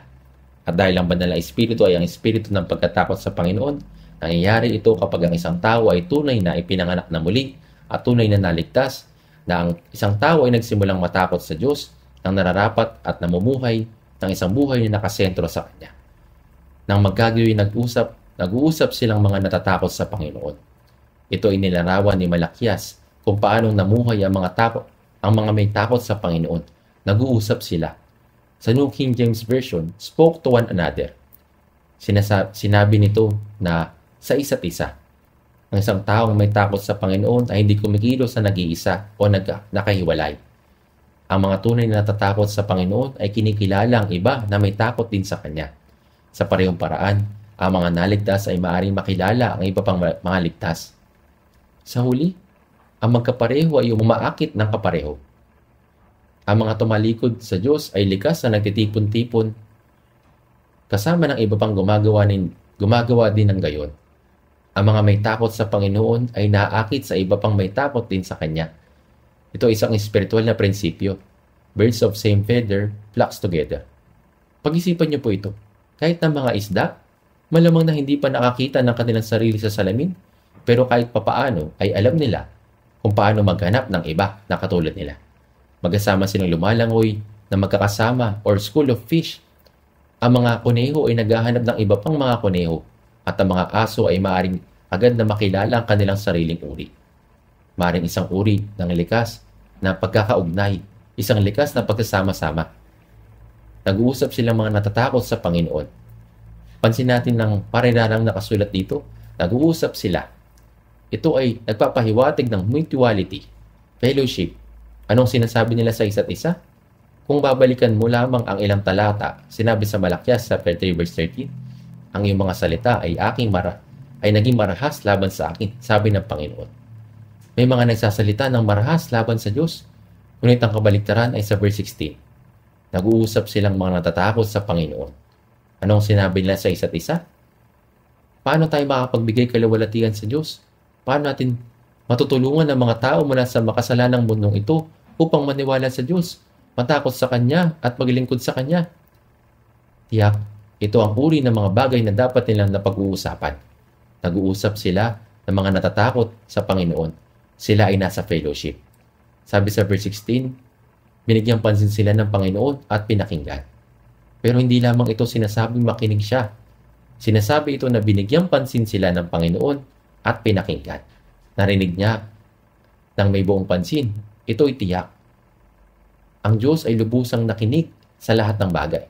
Sinabi sa awit 94 verse 8 hanggang 9, unawain ninyo kayong mga hangal sa gitna ng bayan. Kailan kayo magiging matalino, mga hangal? Siya naglagay ng pandinig. Hindi ba siya nakakarinig? Siyang lumikha ng mata, hindi ba siya makakakita? Ang siyang lumikha ng ating mga mata at ang mga tainga ay nanonood at nakikinig. Narinig niya kahit ang mga masasakit na salita na sinasabi natin. Nag-usap silang mga nagtatakot sa Panginoon. Tiyak na narinig niya sila ng malinaw. Maging ang pag-uusap natin bilang mag-asawa, narinig ng Panginoon ang bawat salita. At maging ang mga usapan na mayroon tayo sa loob ng ating sariling grupo, ang Panginoon ay nakikinig sa kanila. Narinig niya lamang ang mga usapan na mayroon tayo sa loob ng fellowship, kundi maging ang mga pribadong usapan kung saan nakikisali tayo. Basahin po natin sa awit ng mga awit 2 verse 14. Sinabi po doon, "O kalapati ko, na nasa mga bitak ng bato, sa pawang ng bangin, ipakita mo sa akin ang iyong muka, iparinig mo sa akin ang iyong tinig, sapagkat matamis ang iyong tinig at ang iyong muka ay kaibig-ibig." Siya ay nasa mga bitak ng bato, sa pawang ng bangin, ganap na inihiwalay. Siya ay nasa kalagayan na lubos na inihiwalay. O kalapati ko, tumutukoy sa kanyang mapapangasawa bilang isang kalapati. Ipakita mo sa akin ang iyong muka, iparinig mo sa akin ang iyong tinig, sapagkat matamis ang iyong tinig at ang iyong muka ay kaibig-ibig. Kapag tumitingin tayo sa Panginoon at sinasabi, "Panginoon, tulungan mo ako." Kapag tumatawag tayo para sa kanyang tulong, naririnig niya ang pagtawag natin. At nakikita ng Diyos ang ganda ng muka ng mga humahanap sa kanya sa ganong paraan. Ngayon, basahin natin yung chapter 8, verse 13. Awit ng mga awit, chapter 8, verse 13. Basahin natin ng sabay-sabay. "Ikaw na tumatahan sa mga halamanan, ang mga kasama ko ay naikinig sa iyong tinig. Iparinig mo sa akin." Ang tumahan sa mga halamanan ay nangangahulugang manatili sa church, ang mabuhay sa kapulungan ng mga mananampalataya. Ikaw na tumatahan sa mga halamanan, ang mga kasama ko ay naikinig sa iyong salita. Kapag ang mga Kristyano ay nagbabahagi ng patotoo, ang mga kasama nila ay naikinig mabuti sa tunog ng kanilang mga patotoo. Ang mga kasama ko ay naikinig sa iyong tinig, iparinig mo sa akin. Ang Panginoon ay pinapakinggan din ang lahat ng ito. Iyon din sa Malakias chapter 3 verse 16. Sinabi, tingnan po natin. Malakias chapter 3 verse 16. Sinabi po doon na magagayoy nag-usap silang mga natatakot sa Panginoon, binigyan pansin sila ng Panginoon at pinakinggan, at ang isang aklat ng alaala ay sinulat sa harap niya para sa kanila na natatakot sa Panginoon at nagpahalaga sa kanyang pangalan. Itinatala ng Panginoon ang bawat bagay na karapat-dapat maisulat sa kanyang aklat ng alaala. Kaya ang tanong ay, wala ba itong kabuluhan? Kapag ang mga natatakot sa Diyos ay nagpaparangal sa kanyang pangalan at nagkakatipon, may fellowship sa isa't isa, at pinag-uusapan ang gawain ng Panginoon, itinatala ito ng Diyos ng walang hanggan. Ito ba ay walang kabuluhang gawa? Hindi po. Ang paglilingkod ba sa Diyos ay walang kabuluhan? Hindi po. At ano ang pinag-uusapan nila kapag sila ay nagkakatipon? Marahil lagay nito. Paano natin mapaglilingkuran ang Diyos ng mas mabuti? Maging si Jesus, gaya ng sinabi sa Mateo chapter 20 verse 28, kung paano ang anak ng tao ay naparito hindi upang paglingkuran, kundi upang maglingkod at ibigay ang kanyang buhay na pantubos sa marami. Si Jesus ay dumating upang maglingkod. Dumating siya upang ibigay ang kanyang buhay para sa iba. Ito ang tunay na kahulugan ng paglilingkod, ang ibigay ang sariling buhay alang-alang sa ibang kaluluwa. Kapag akay sa isang tao na hindi paligtas patungo sa bisig ng Panginoon at pagtulong sa kanila na maitatag na matibay kay Kristo. Ito po ang kahulugan ng paglilingkod sa Diyos. Hindi ba't ang paghuhugas ng paa ng mga banal ay isang uri ng paglilingkod? Tulungan mo ang mga brothers at sisters na mabuhay ng tapat sa kanilang espiritual na buhay. Ito po ang paglilingkod. Si Apostol Pablo rin ay naglingkod sa Panginoon hanggang katapusan. Kaya, ano ba ang tunay na kabuluhan ng paglilingkod sa Panginoon? Ito ay nangangahulugang pag-aakay sa mga kaluluwa kay Kristo. Pagtatatag sa mga naipanganak na muli upang makatayo ng matibay sa Panginoon at pagbubuhos ng pagsasakripisyo at paggawa para sa kapakanan ng katawan ni Kristo, ang Iglesia. Ito po ang kahulugan ng maglingkod sa Panginoon. Kaya, kapag may nagsabi, walang kabuluhan ang maglingkod sa Panginoon, Malinaw na ang sagot ng Diyos. Ang paglilingkod sa Diyos ay hindi walang kabuluhan. Bakit po? Dahil sa harapan ng Diyos, mayroong aklat ng alaala. Ang buhay sa Kanya ay hindi magiging walang kabuluhan. Sa kasulatan, makikita natin ang reference ng tatlong aklat. Ang aklat ng buhay, ang aklat ng alaala, at ang talaan ng paglabag. Ang aklat ng buhay ay tumutukoy sa kaligtasan. Tingnan natin ang sama-sama sa Biblia. Simulan natin sa pagtingin sa aklat ng buhay. Tingnan natin sa Awit 69. Awit 69, babasahin po natin yung verse 28.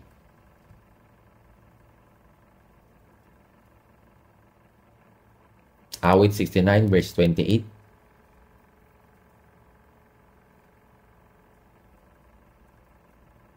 Mapawi nawa sila sa aklat ng mga nabubuhay. Huwag nawa silang makasama ng matuwid sa talaan.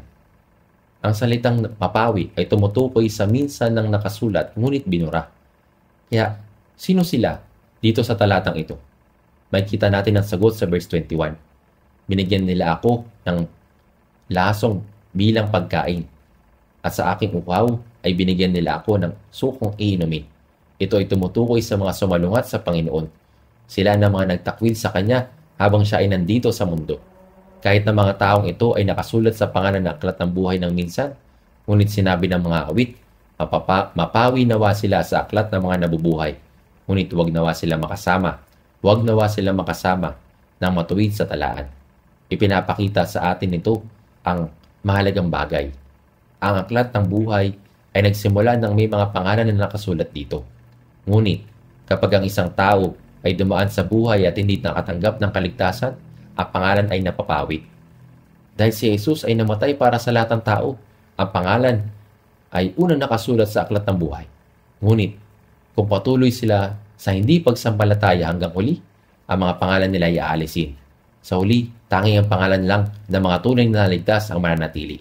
Ngayon, balikan natin sa Exodus chapter 32, verse 32 hanggang 33. Exodus chapter 32, verse 32 hanggang 33. Babasahin din po natin ito ng sabay-sabay.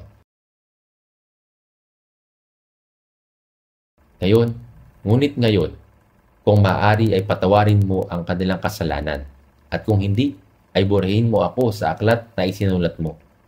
Ngunit sinabi ng Panginoon kay Moises, ang sino man nagkasala laban sa akin, ay siya kong buburahin sa aking aklat. Ang tinutukoy dito ay aklat ng buhay. Sinabi ni Moises, Diyos, kahit naburahin mo ako sa aklat ng buhay, kahit na ipadala mo ako sa impyerno, pakiusap, huwag mong pawiin ng Israel. Gano'ng kataimtim ang panalangin ito. Burahin mo ako sa aklat na isinulat mo. Nakiusap siya na patawarin ang Israel kapalit nito. At sinabi ng Diyos, ang sino man nagkasala laban sa akin ay siya kong buburahin sa aking aklat. Kaya, ang aklat ng buhay nagsimulan ang may mga pangalan na nakasulat dito. Ngunit, kung ang sino man ay hindi makatanggap ng kaligtasan hanggang huli, ang pangalan niya ay aalisin.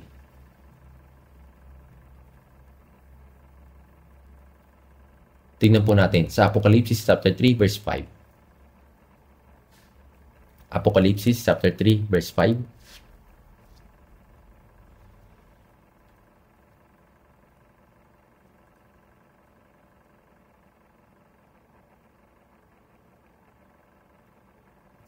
Basahin po natin sabay-sabay.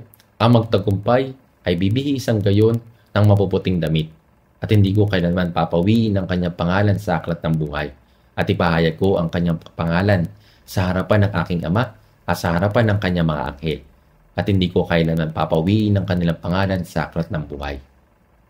Nangangahulugan ito na hindi buburahin, kundi ipahayag ko ang kanyang pangalan sa harapan ng aking ama, sa harapan ng kanyang mga anghel. Kaya, kung ang sino man ay hindi makatanggap ng kaligtasan, hanggang huli, buburahin ng Diyos ang pangalan na iyon sa aklat ng buhay. Ngunit, ang mga tunay na naligtas, ang mga napatawad ng kanilang kasalanan at nakatanggap ng Espiritu Santo ay hindi buburahin sa aklat ng Panginoon. Kaya, ang aklat ng buhay ay may kinalaman sa kaligtasan. At ang mga hindi naligtas, tunay po, ang kanilang mga masasamang gawa ay nakatala. Nakalagay po ito. Ito po'y nakatala. Tingnan po natin. sa Isaiah 65. Isaiah chapter 65 verse 6.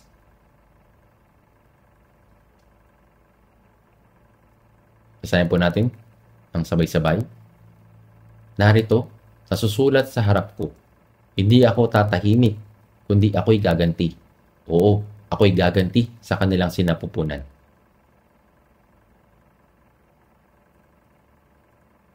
Kapag ang tao ay tumalikod sa Diyos hanggang sa huli at patuloy na gumawa ng masasamang gawa, sinabi ng Diyos, nasusulat sa harap ko. Nangangahulugan na ang masasamang gawa ng Israel ay nakasulat sa harapan niya. Hindi ako tatahimik, kundi ako'y gaganti. Kaya, para sa mga hindi nakatanggap ng kaligtasan, lahat ng kanilang masasamang gawa ay nakatala sa harapan ng Panginoon. Ngunit, ang talagang nakakamangha ay lahat ng natatakot sa Panginoon, nagmamahalan sa isa't isa at nabubuhay para maglingkod sa Panginoon, isinulat ng Diyos ang lahat ng iyon sa aklat ng alaala sa harapan niya. Lahat ng mga matuwid na bagay na ginawa natin sa ating buhay sa pananampalataya ay nakatala, iniingatan magpakailanman. Kung ganoon, ay wala bang kabuluhan ang paglilingkod sa Panginoon? Kahit na magbigay ka ng isang baso ng malamig na tubig sa isang banal, ay nakatala at inaalala magpakailanman. Wala ba itong kabuluhan? Wala ba itong kabuluhan? Ito'y nakatala at inaalala magpakailanman. Tignan po natin sa Job chapter 19, verse 23 hanggang 24.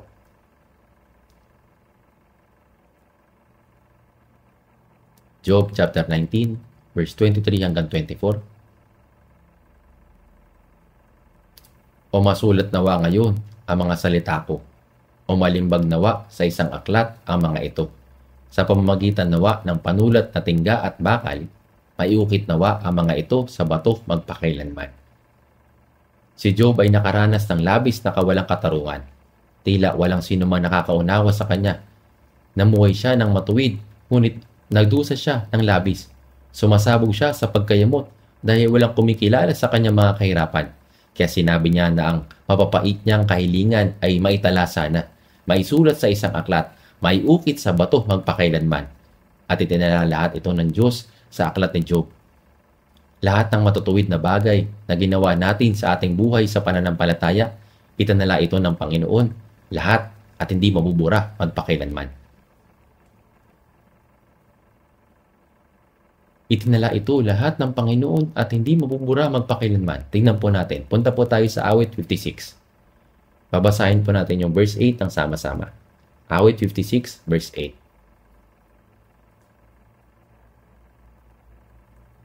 Iyong ibinilang ang aking mga paglalakbay. Ilagay mo ang aking mga luha sa botelya mo. Wala ba sila sa aklat mo?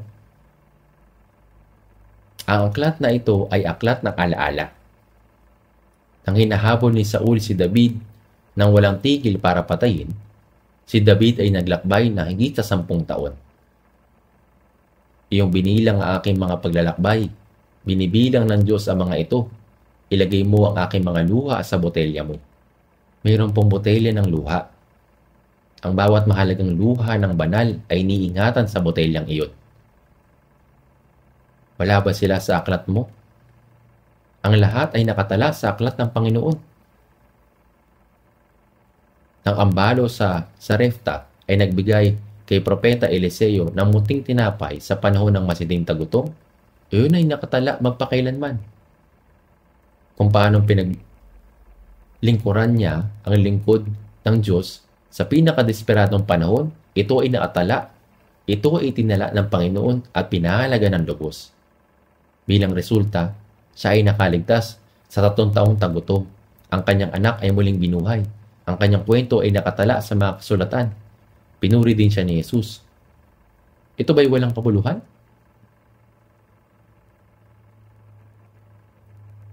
Nang si David ay tumakas mula sa paghihimagsik ni Absalom, dumating ang mga taong upang tulungan siya. Dahil si David ay natutulog sa parang iniisip nila, siguradong nahihirapan si David. Kaya may iba nagdala ng higaan, ang iba'y palanggana, ang iba'y nagdala ng butil. Mga butil na sinangag, nakatala itong lahat. Ito po yung dinala nila kay David.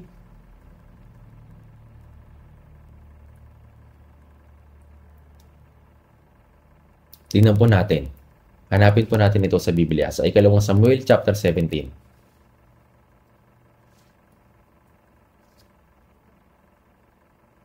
Ikalawang Samuel chapter 17 verse 27 hanggang 29.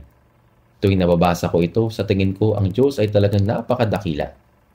Verse 27, nang dumating si David sa Mahananaim, si Sobi na anak ni Nahas na taga Raba sa mga anak ni Amon, si Makir na anak ni Amiel na taga Lodebar, at si Barzillai na Gileadita na taga Rogelim ay nagdala ng mga higaan, mga palanggana, mga sisidlang yari sa luwad, trigo, cebada, harina, butil na sinangag, mga patani, at pagkaing sinangag, pulot-pukyutan, mantikilya, mga tupa, at keso ng baka para kay David at sa mga taong kasama niya upang kainin. Sapagkat kanilang sinabi, ang mga tao ay gutom, pagod at uhaw sa ilang. Si David ang pinahiran ng langis, at ang mga tumulong sa kanya ay nakatala lahat.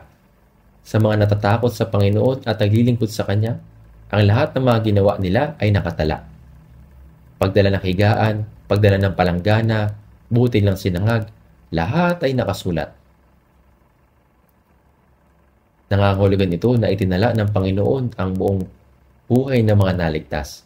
Kaya, ang paglingkuran, ang Panginoon ay hindi walang kabuluhan. Bakit po?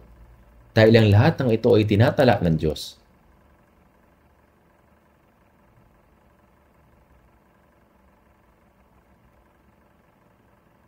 Lahat po ay tinatala ng Diyos. Tingnan po natin muli sa Malakias chapter 3. Malakias chapter 3.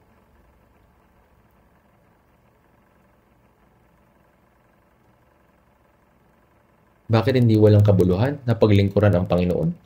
Sinabi ito sa verse 17. Malakias chapter 3 verse 17. Sila'y magiging akin, sabi ng Panginoon ng mga hukbo, isang natatanging kayamanan sa araw na ako'y kumilos. Sinasabi nito na sa araw na ako'y kumilos, sa ngayon, ito ay kapanahunan ng tao.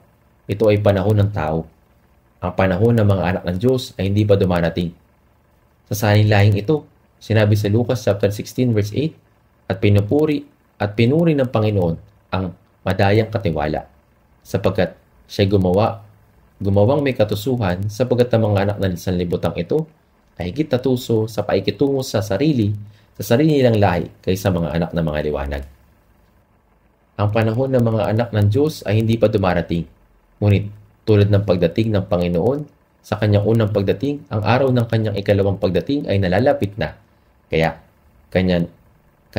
nang kanyang sabihin, sa araw na ako'y kumilos. Anong araw na ngayon? Anong uri ng araw iyon? Tingnan natin sa Malakias chapter 4 verse 3. Inungyayapakan ang masasama, sapagkat sila magiging abo sa ilalim ng mga talampakan ng iyong mga paa sa araw na aking inihahanda, sabi ng Panginoon na mahukbo. Anong araw iyon?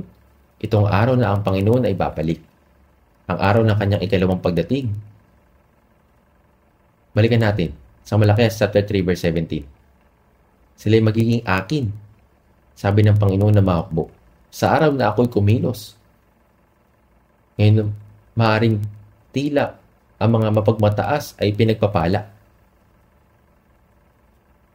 Sabi sa verse 17, sila'y magiging akin, sabi ng Panginoon na mahukbo, sa araw na ako'y kumilos. Ngayon, maring tila ang mapagmataas ay pinagpapala. Ang mga gumagawa ng masama ay sumasagana, at silang mga sumusubok sa Diyos ay hindi pinaparusahan. Ngunit, kung paanong si Jesus ay dumating sa takdang panahon, nangangahulugan ito na panahon kung kailan siya huling darating. Sabi sa verse 17, sabi ng Panginoon na mahukbo sa araw, ito ay silang mga natatakot sa Panginoon at silang nabubuhay sa kanyang pangalan, isang natatanging kayamanan. Ito ay isinalin bilang jewel sa English version. Nangangahulugan ito na ang Diyos ay gagawin sila ng kanyang natatanging kayamanan. Sa Haggai chapter 2 verse 7, si Jesus ay tinawag ng kayamanan ng lahat ng mga bansa. Ang kayamanan ng lahat ng mga bansa ay dumating. Si Jesus ay ang kayamanan ng lahat ng mga bansa. Sa ikalawang Korinto chapter 4 verse 7, sinasabi nito, ngunit taglay namin ang kayamanang ito sa mga sisidlang lupa. Si Jesus ang kayamanan nang tayo ay naligtas. Ang kayamanang ito ay dumating sa atin. Kaya tayo din ay naging mga sisidlang puno ng kayamanan. Bagamat tayo ngayon ay maaaring kagaya ng mga buhay na mga bato, sa katunayan tayo ay mga kayamanan. Maaari tayong magmukhang gaya ng mga karaniwang bato, ngunit tayo ay ang mga kayamanan. Kapag si Jesus ay bumalik, siya ay darating na kagaya ng isang magnanakaw. Ngunit, hindi niya kukunin ng mga ordinaryong bato. Kukunin niya ang mga kayamanan. Ang mga taong naligtas. Sila ang mga kayamanang ito. Kaya, aking gagawin silang isang natatanging kayamanan. Sabi sa verse 17, kaawaan ko sila, na gaya ng isang tao na naaawa sa kanyang anak na naglilingkod sa kanya. Walang kabuluhan ba na paglingkuran ng Diyos? Walang kabuluhan ba na iyong ipamuhay ang iyong buhay sa Panginoon? Bagaman aking isunulat ang mga iyon sa aklat ng alaala magpakailanman. At kung ako ay dumating muli, ikaw ay gagawin kong aking natatanging kayamanan. Ganito ang sinasabi ng Diyos. Kaawaan ko sila na gaya ng isang tao na naaawa sa kanyang anak na naglilingkod sa kanya. Gaano kahalaga itong tao na kaawaan ng Diyos? Kinikilala ako ng emperador. Kinikilala ako ng hari. Hindi. Ang tagapaglikha na lumikha ng langit at lupa ay lalo pinapahalagaan siya na naglilingkod sa kanya. Tulad sa pagpapahalaga niya sa anak na naglilingkod sa kanya, walang kabuluhan ba na maglingkod sa Diyos? Na pinapahalagaan siya? Sabi sa verse 18, at minsan pa ay maikilala ninyo ito. Nakikilala ninyo. Dito, kapag dumating ang araw na itinakda ng Panginoon, sila na mga naligtas at naglingkod sa Panginoon ay mga natatanging kayamanan. Ngunit, sila na mga hindi naglingkod sa Panginoon, sila na mga hindi naligtas, gaya ng sinasabi sa chapter 4 verse 3. Sabi po dito, inyong yayapakan ang masasama. Ngayon, sinasabi ng chapter 3 verse 15 na mga gumagawa ng masasama ay umuunlad. Ngunit, silang mga taong masasama ay nagsabi, sapagkat sila magiging abo sa ilalim ng mga talambakan ng iyong mga paa sa araw na aking inihanda. Ang masasama ay ang mga abo sa ilalim ng mga talampakan ng iyong mga paa. Mga abo, sila naman nagsasabing walang kabuluhan na maglingkod sa Diyos. Ang mga ganitong tao ay magiging abo sa ilalim ng talampakan ng iyong mga paa. Anong sinasabi sa mga awit 119, verse 119? Inalis mo ang lahat ng masama sa lupa, gaya ng basura, kaya't iniibig ko ang iyong mga patotoo. Inalis mo ang masama, gaya ng basura. Gano'n nga nakakalungkot na maging isang basura sa harap ng Diyos. Ang masama ay parang ipa na itinatangin ng hangin. Ipa. Tayo ay mga liryo sa gitna ng mga tinik. Kaya sila na mga hindi naligtas ay walang ang iba, kundi ang tinik. Sabi sa Job chapter 25 verse 6, gaano pa nga kalit ang tao na isang uod at ang isang tao at ang anak ng tao na isang bulati. Mga uod at bulati. At ang mga abo sa ilalim ng mga talampakan ng iyong mga paa. Ngunit sila na natatakot sa Panginoon, sila na mga naglilingkod sa Diyos, ay magkakaroon ng natatanging pagmamayari. At sinabi sa verse 18, at minsan pa, tayo, ang mga tao na nagsisi at bumalik sa mga bisig ng Diyos, at minsan pa, tayo ay nakabalik. At kapag si Jesus ay muling dumating, tayong lahat ay dadalhin sa harap ng Diyos, at minsan pa, tayo ay nakabalik na sa mga bisig ng Diyos sa mundong ito. At ngayon, kapag muling dumating ang Panginoon, isusuot ng Panginoon sa atin ang muling binuhay na katawan at tayong lahat ay haharap doon at babalik sa harap ng Diyos. Ang ating kahinatnan ay doon sa langit. Sinabi sa Malakias chapter 3 verse 18, at minsan pa ay maikilala ninyo ang pagkakaiba ng taong matuwid at ang masama, ang taong naglilingkod sa Diyos at ang hindi naglilingkod sa Kanya.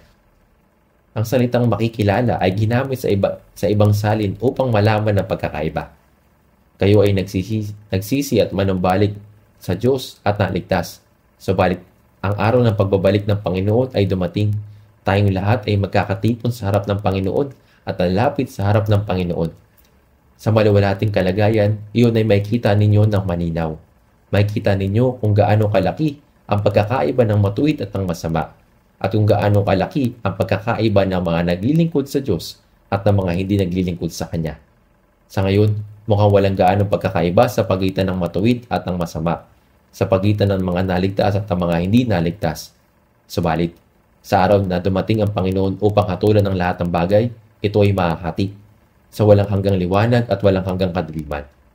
Ito po ay lubos na maikilala sa pamamagitan ng pagkakaiba ng walang hanggang pagturusa at walang hanggang kagalakan, walang hanggang pahingihinayan at walang hanggang kaaliwan, walang hanggang kahihiyan at walang hanggang kaluwalhatian, langit at lupa.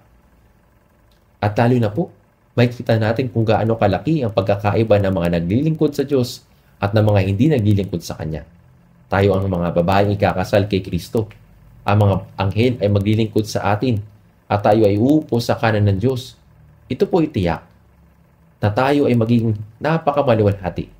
Kaya, makikita natin ng malinaw kung gaano kalaki ang pagkakaiba ng mga naglilingkod sa Diyos at ng mga hindi naglilingkod sa Kanya. Kaya, sinabi sa Malakias chapter 4, tingnan po natin, Malakias chapter 4 verse 1. Sabi po dito, sapagkat narito ang araw na dumarating na gaya ng nagninikas na pugon, ng lahat ng palalo at lahat ng gumagawa ng masama ay magiging parang ipa, at ang araw na dumarating ang susunog sa kanila. Sabi ng Panginoon ng mga hukbo, ano pat hindi mag-iiwan sa kanila ng ugat ni sangaman. Ngayon ang 7 taong kapigatian ay isang araw na kagaya ng nagninikas na pugon. At sa katapusan ng 7 taon kapigatian, ang lahat na mga gumawa ng kasamaan, ihahatulan gaya ng ipa at silang lahat ay susunugin. Basahin po natin, Malakias chapter 4 verse 2. Ngunit sa inyo na natatakot sa aking pangalan ay sisikat ang araw ng katwiran na may pagpapagaling sa kanyang mga pakpak. Kayo'y lalabas at luluksong para mga guya wala sa silungan.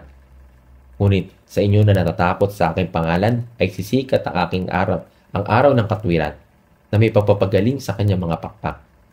Ito ay isang mundo ng kadiliman sa ngayon. Subalit, kapag ang Panginoon ay dumating, ang araw ng katwiran ay sisikat.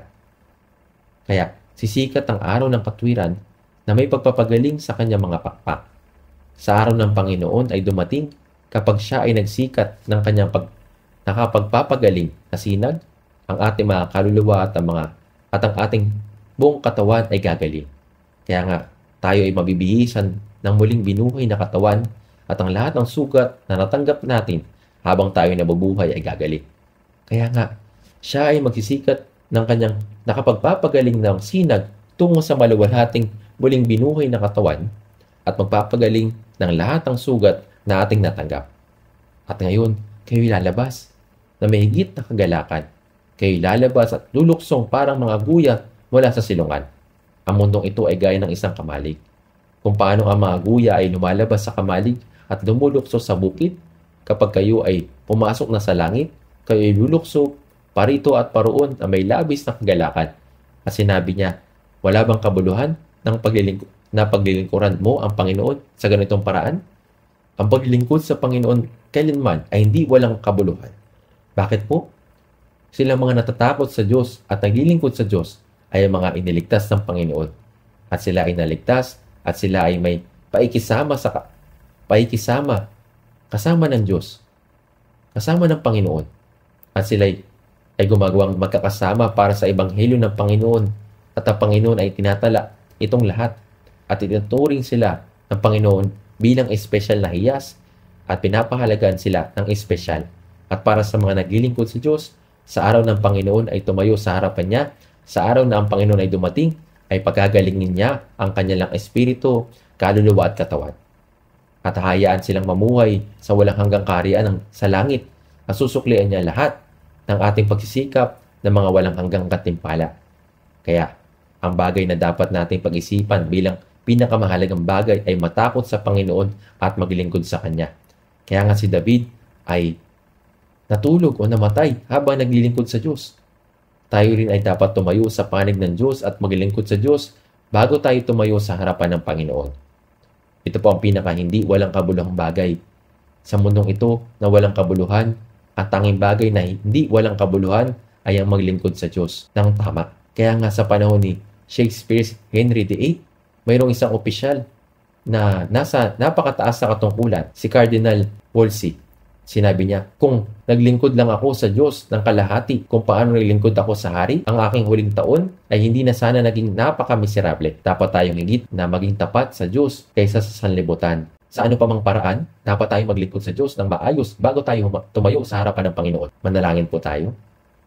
Ama naming nasa langit, maraming salamat po sa pagtubos sa amin sa pamamagitan ng iyong mahalagang dugo at pinahinturutan kaming mabuhay sa iyong biyaya at pag-ibig. Hanggang sa araw na kami ay tumayo sa harapan mo, pakiusap, pamunuan mo po ang aming buhay at tulungan kaming matanggap ang papuri, kaluwalhatian at karangalan sa araw na ikaw ay dumating.